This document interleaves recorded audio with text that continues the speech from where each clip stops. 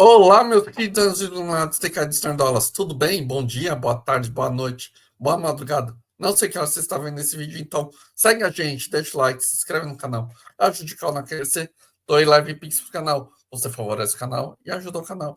Sim, hoje vamos encerrar o 5 de bronze para continuar falando dos outros guerreiros divinos da saga dos Cavaleiros do Zodíaco.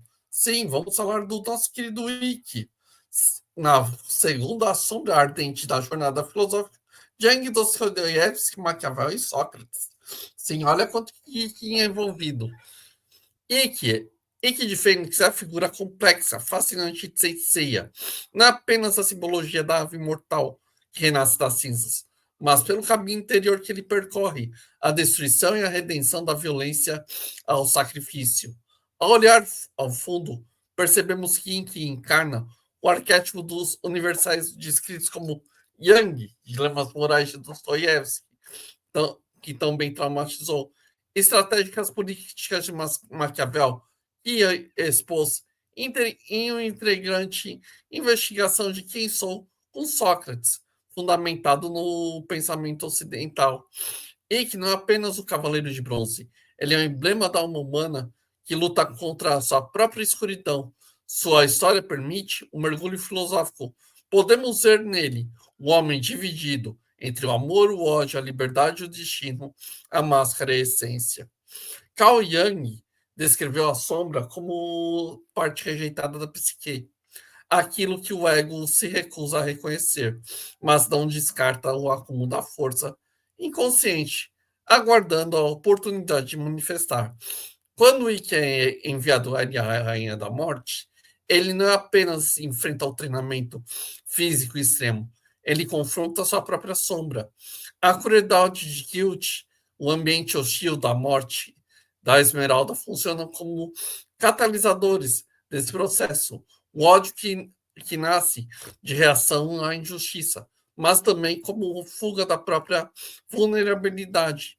E que o que torna Ikki não só mais forte, mas aquele que incorporou sua sombra, transformando o trauma em potência destrutiva. Para Yang, o processo de individualização requer reconhecer a sombra, integrá-la à consciência. O problema aqui é que, inicialmente, não a domina, ele é dominado por ela. A aparição no torneio galáctico, o líder dos Cavaleiros Negros, não é apenas um papel estratégico, mas é a manifestação do ego, pela sombra e pelo desejo de vingança contra todos. Naquele momento, ele deixa de ser indivíduo para se tornar-se a máscara da raiva. Se Dostoiévski tivesse criado Ikki, provavelmente ele seria uma figura próxima a Rosmanov, de Crime e Castigo. O jovem Rosmanov acredita que pode matar por causa superior, que um crime não maculará porque é excepcional. Ikki, tomado pela dor e ressentimento, também acredita na violência é justificada. Afinal, sofreu horrores e perdeu a mulher que amava e foi humilhado pelo sistema que destrói crianças. Porém, Dostoiévski, o castigo não vem só de fora, ele vem da consciência. Ao longo das batalhas, Ikki começa a perceber o vazio da sua própria fúria, mesmo que seus punhos sejam incríveis e sua alma permaneça carregada de angústia. Cada vez mais que ele distrai um adversário com o golpe fantasma de Fênix, ele revive o mesmo ciclo de destruição, como começou com Guilt. Dostoiévski insistiria que a liberdade não é apenas o poder, mas o que quer ser traçado, mas assumir a responsabilidade por aquilo que se faz.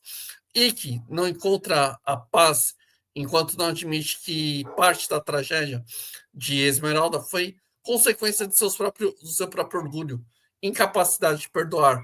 Seu caminho de redenção começa quando, depois da derrota pelos seus próprios aliados, ele aceita lutar ao lado deles. O ódio que fortalecia também é a prisão que mantinha escravo, quando finalmente reconcilia com seu irmão Shun e seus antigos inimigos que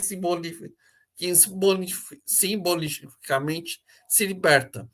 A máxima de Sócrates, escrita em Delfos, conhecer-se a ti mesmo, é um ponto de partida da filosofia ocidental. A partir do personagem Seiya, cresce e reconhece limites e virtudes, mas, no caso de Ikki, o autoconhecimento é um processo especialmente doloroso. Sócrates usava a maêutica, método de diálogo, que ajudava os interlocutores a dar a luz da verdade, carregando para dentro de si. Se que tivesse um diálogo com Sócrates, provavelmente seria: Ikki, por que deseja destruir seus irmãos? Por que odeias, me odeio? Por que me odeiam e me traíram? E de onde vem esse ódio? Das chamas da injustiça. E essa chama tua, de onde nasceu? Do outro? Não, nasceu de mim. Porque fui fraco. O método, você está vendo aí a imagem de Sócrates, o método revelaria que projeta no mundo externo a própria dor. Ele transforma seu sofrimento em impotência, agressão. Ao longo da saga, suas ações são confrontadas com Shaka, desafiar Hades, lutar contra Poseidon. Tornou-se progressivamente mais consciente. Cada batalha é uma oportunidade de examinar-se. Quando ele diz não teme nada, é porque já conheceu o pior inimigo que estava em seu próprio coração. Sócrates chamaria isso de virtude, a coragem de ver a verdade sobre si mesmo. Para Maquiavel, a política não pode ser guiada apenas pela moral, mas deve ser guiada pela eficácia. Pela eficácia. É, pela eficácia. O príncipe não hesita em usar violência, se isso for necessário, para preservar no seu estado. Quando Ikki aparece a primeira vez como antagonista, ele age com uma lógica maquiavélica. Toma poder dos cavaleiros negros, domina o torneio, ameaça os demais. Ele entende que sobreviver e precisa ser temido. No Príncipe Maquiavel, ele escreve: os homens devem ser acariciados, aniquilados, pois oferece parcialmente, eles vingarão, e se ofensa totalmente, não poderão reagir. Essa citação parece descrever estratégia de eliminar completamente a capacidade dos adversários. Mas Maquiavel também alerta que poder baseado apenas no medo não sustenta. É preciso ter combate da virtude, a força e a habilidade com a fortuna, a sorte de que só conquista respeito quando vai além da brutalidade, quando ele escolhe lutar pelos caminhos dos amigos, demonstrando não apenas a força, mas um princípio que diria que Maquiavel passa um tirano legítimo, alguém que conquista a adesão porque demonstra a grandeza. Yang, na via mitológica, a projeção inconsciente da a fênix, a ave que morre e renasce, é um arquétipo do ciclo de renovação de psique. Quando o Ikki se torna o cavaleiro de fênix, ele não apenas adota a armadura, mas ele incorpora o destino de renascer cada vez que é destruído. O processo de individualização, psicologia analítica, consiste simbologicamente nos padrões de renascimento numa forma integrada. Cada vez mais que Ikki vai para o Vasco, em batalha, ele ressuscita com uma consciência ampla. No começo, ele é dominado por ódio, cego, e depois disso, emerge de alguém que sacrifica pelos outros, ao fim de se tornar-se e compreender-se ao modo. Em evolução não é diferente. Yang descreveu que integrar a sombra é encontrar o self, e que, portanto, é a encarnação viva do arquétipo da fênix, o destino humano, da destruição e renascimento. Para Dostoiévski, a liberdade é um fardo, exige dor e escolha, e que é livre para odiar, mas também é livre para perdoar. Seu primeiro impulso é rejeitar qualquer vínculo. Acredita-se que o amor é fraqueza, mas essa liberdade sem direção conduz o vazio. Ah, No Subterrâneo de Dostoiévski, o homem ama criar caminhos, mas porque ele também ama apaixonadamente a destruição e o caos. A pergunta ecoa: na trajetória de Ike, só a destruição é uma forma de protesto contra a ordem que o feriu?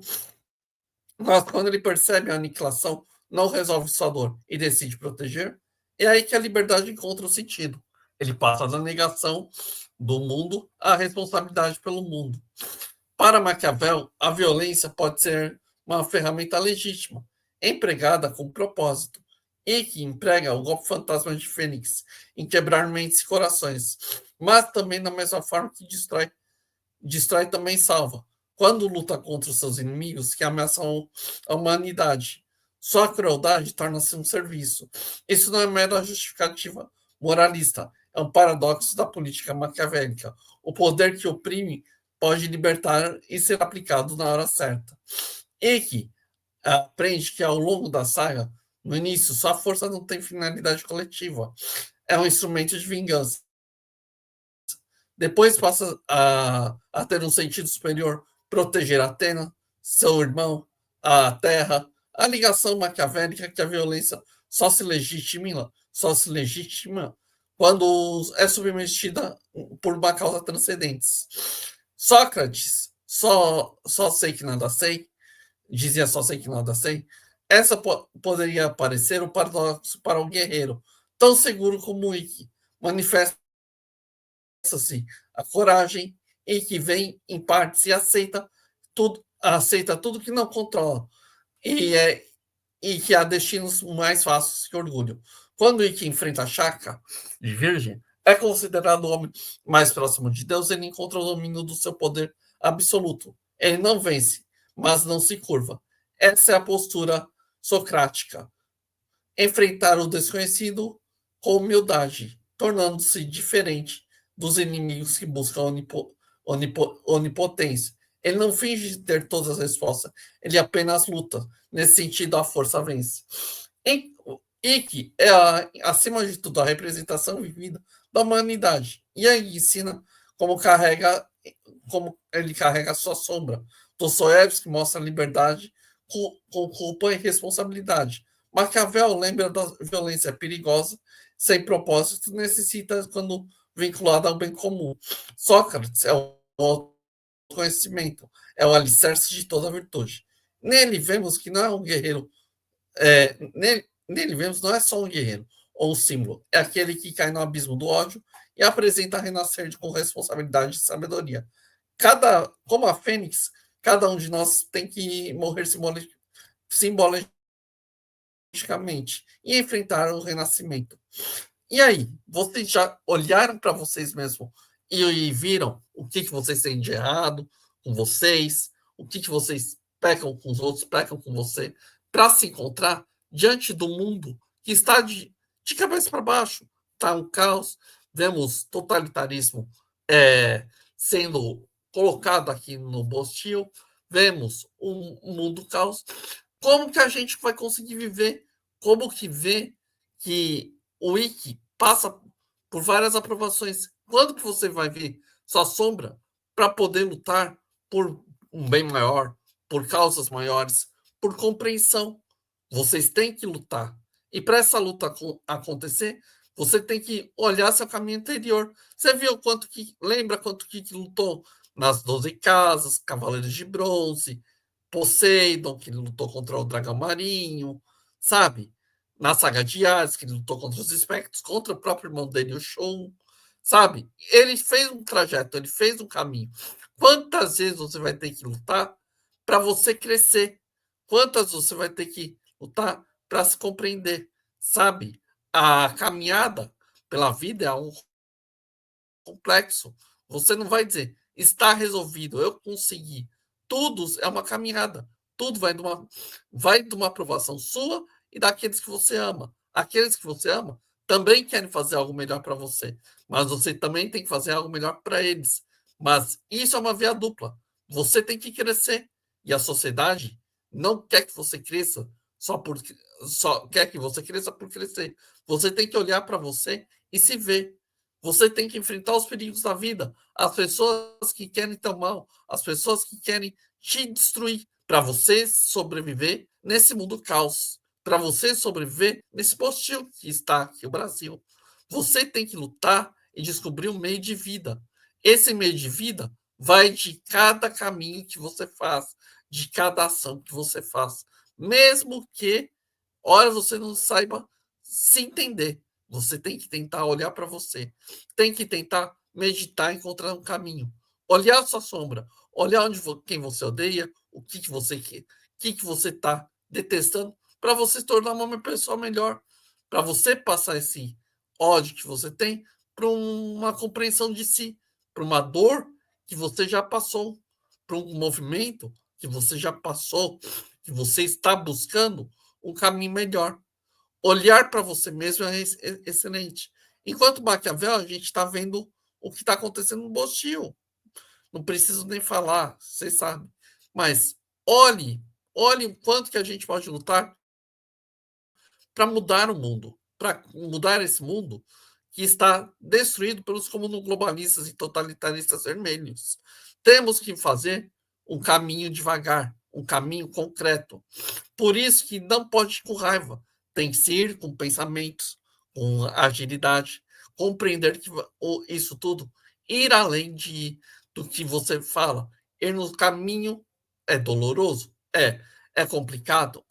Mas podemos chegar no caminho melhor se tem mais pessoas para se apoiar e para se crescer nessa vida. Nunca caminhe sozinho, sempre caminhe com alguém que pense igual, que seja como você, como pessoa, como humano, como pensamentos, muitos pensamentos parecidos, para você crescer nessa vida e não ficar solitário. É muito importante. Eu já fui muito solitário, mas graças a Deus eu tenho bons amigos. Então, esses amigos são importantes para mim. A minha família é importante para mim. Esse crescimento é algo importante. Então, lutem pelos seus crescimentos, lutem pela aqueles que você ama, para então você conseguir ter a sua graça, sua compreensão de Deus e das divindades alcançadas, mesmo que seja mais difícil. Não vá fazer maldade, não vá querer ser satanista ou coisa do tipo, você só está sendo um idiota. Então, pense, meus queridos anjos iluminados decaídos, para então você crescer, para então você desenvolver, certo? Obrigado.